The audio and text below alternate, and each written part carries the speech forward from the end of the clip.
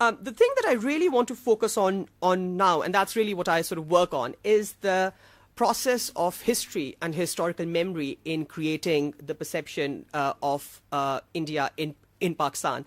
And that I really think is the most complicated bit, and that really problematizes better relations between the two countries. Now, and here's where I come back to the original quote that I gave from Sri Chattopadhyay, is that Pakistan always, for a long time, defined itself as a Muslim country. Only Muslims kind of live there, and that India is a Hindu country. And that is the basic parameter in which Pakistan sort of sees the world. Pakistan sees the world really in terms of religion. Says you are a Muslim country, you are a Hindu country, you are a Christian country, and that is what it is. Like I even tell my students at times that, you know, Europe technically has a lot of Christians, but Christianity has nothing to do with most of the politics. And they're like, but how? Because they are Christians. So, you know, the bishops and the priests and everyone there must have a lot of influence on the politics there, but they don't. And it's very hard for them to actually imagine that. And the two-nation theory, you know, really the basis for the creation of Pakistan was the fact that we've got Hindus and Muslims in India, and that Hindus need a country and Muslims need a country. And the textbooks, I think, are the prime example for this. And I'm going to quote from a couple of government directives on textbooks. And this is beginning from class 1 till the 12th grade. And it says that the textbook should, and I quote, demonstrate an appreciation of the ideology of Pakistan, that the students should understand Islam and the ideology of Pakistan and feel it deep in their hearts. The teachers should thoroughly study the ideology of Pakistan and develop a sense of love for the ideology of Pakistan amongst the students. So the centrality of the ideology of Pakistan, which is based in the two-nation theory, is very much the center of how things are taught in Pakistan. It also says teachers should create sentiments for the protection of the ideology of Pakistan and love for the country. So if the ideology is the two-nation theory, that Muslims are a separate nation and need a separate country, and need separation from Hindus, then that really forms the core of it. And it also forms the core of it that when India is taught in Pakistan, and very infrequently, and I'll just mention that towards the end, that Indian Muslims are rarely mentioned, because that would again jeopardize and compromise the existence of Pakistan. How can there be Muslims in India while actually Pakistan was created just for the Muslims? And again, government directives really harp on, and this is from the federal government in 2002. It said, the objective of the history and the civics course should be to understand the differences between the Hindus and Muslims and the resultant need for Pakistan and for India's evil designs against Pakistan. So here you are clearly seeing how it's Hindus and Muslims, they are different. And people need to understand that therefore Pakistan was created, and because India is Hindu, it has evil designs against Pakistan. And I'm sure you've all heard, and you know, Ashok here has even published a paper on how Pakistani textbooks actually treat Hinduism and Hindus. So very quickly, quotes are like, Hindus have always been enemies of Islam. The religion of the Hindus did not teach them good things. The Hindus always tried to crush the Muslims as a nation. The Congress was striving very hard to project the image of United India, which was actually aimed at the extermination of Muslims from Indian society. So these are all sort of, you know, and I've randomly picked them, but they're all from textbooks in Pakistan. So Hindus are bad, and Hindus equal India. Now, what has India done then? And here actually, you know, I also come towards the end to 1965 and 71. Well, actually, first, just a quick quote on 47. This is what one of the upper grade textbooks says about the partition.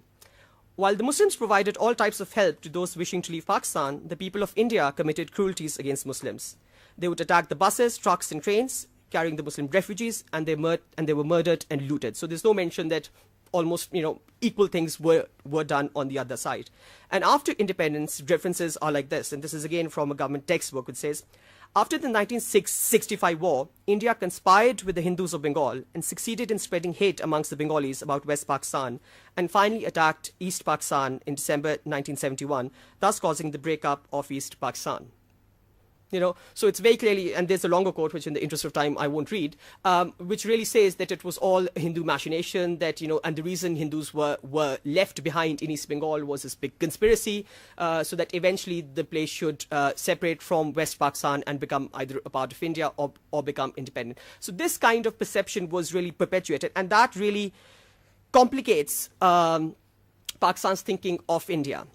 The last point that I want to make is that another factor which is quite central is the fact that, and since you all know that Pakistan has had over 30 years of military rule, the heroes that are only talked about in Pakistan, except for Jinnah and Liaquat and sort of early Islamic heroes like the caliphs and all that, are all military heroes. From grade 2, and I've checked it, from grade 2 Urdu textbook till grade 12, every year there is a chapter about a national hero, and all of those national heroes are people who died in a war against India.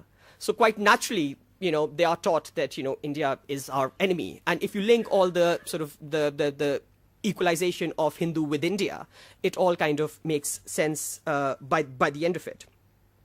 So the glorification of war and the centrality of these things are, I think, really important.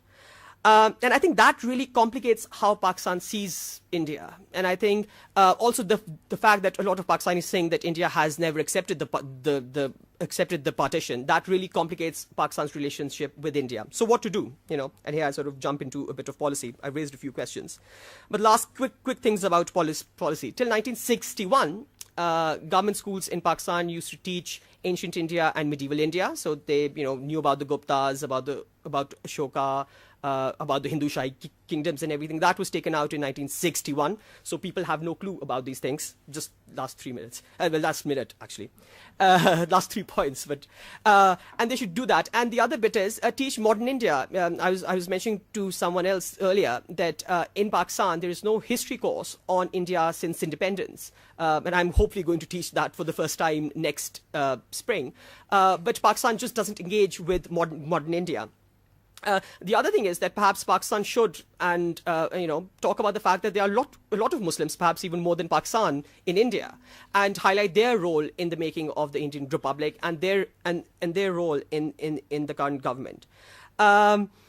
And lastly, really, Pakistan has, so the main argument that I really want to present here is that the way Pakistan thinks of India is really what it thinks about itself. If Pakistan is a Muslim country, that India really has to be a Hindu country, because that is really the reason for the existence of Pakistan. So to help Pakistan get out of it, and this is sort of the policy recommendation line, that India should make Pakistan a lot more comfortable about its existence and say, no, we don't want to take you over. It does exist. We accept that.